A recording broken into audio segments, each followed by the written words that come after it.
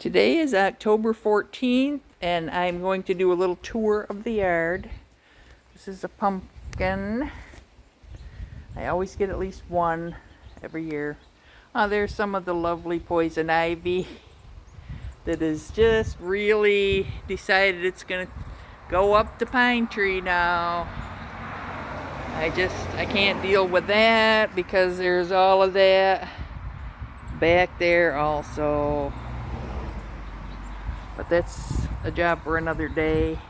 I did want to show you how this log project is doing. This is how many I've gotten so far. Pulled the bark with the zillions of bugs that were under it. That's the final place where they're going to rest for now.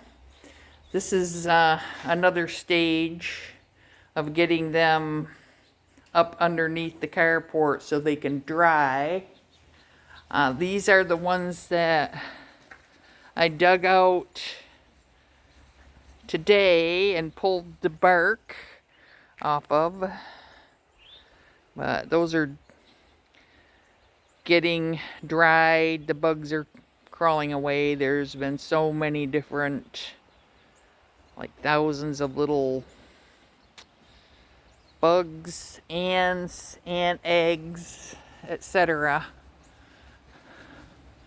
And this was full. This is where all those logs were that have been slowly taken out of here with the dolly.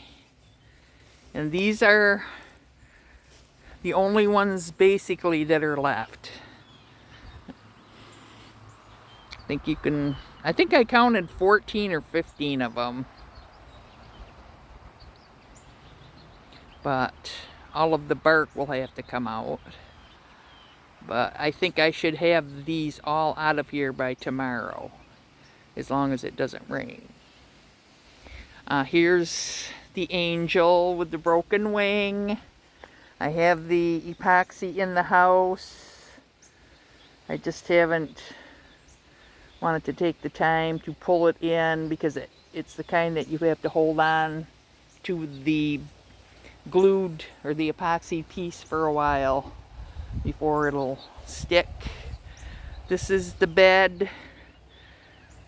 It was the peony bed with the invasive species. That is now all gone.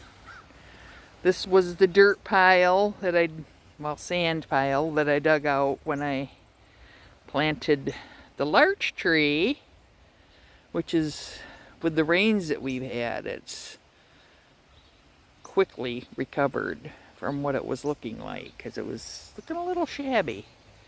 You can see some of the leaves that look like needles, but they're actually tiny leaves. We're getting a little brown, but it's doing well. And now this is the ginkgo tree. This is, okay, you can see, it's over 6 feet tall now.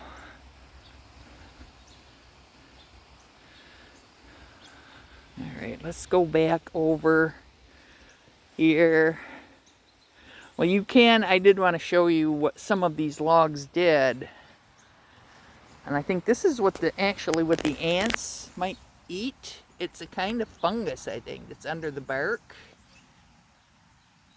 Because it seems like every log that had that had an ant nest.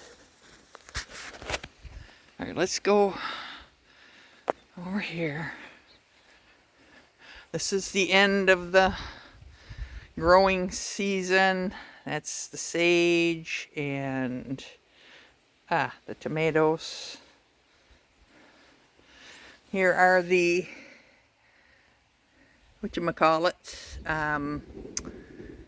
sequoia dawn redwood.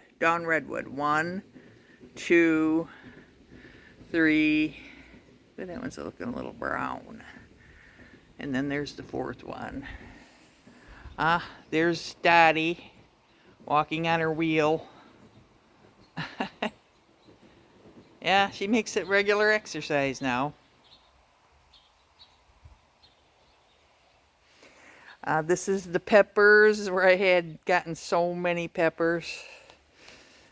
And now they're pretty much all gone. There is one left. A little closer. That's a pretty good sized pepper right there. I should be picking that pretty soon. This is the feverfew that my friend gave me. It is now in bloom. It kind of reminds me of mums. And she said that it grows all year, which I think is pretty cool. And she actually just gave me some more plants. These are called, oh wow, we had rain. But these are bellflowers. Here's the prickly pear cactus. It's getting pretty drenched. And you can see there are still some tomatoes growing. Quite a few, actually. I hope they mature before it freezes. And look, there's some more blossoms on them. Okay, next. I'm not gonna show you everything. Here's a tiny little self-seeded sunflower. Going strong yet. The deer haven't gotten to it, which is kind of weird. Let's see. It's still blooming here. Okay, here's some of the dianthus. Here's that woolly thyme. Very hardy, and so are the sedum.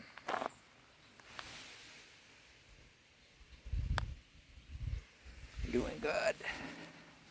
This is the arnica, which is basically gone to seed.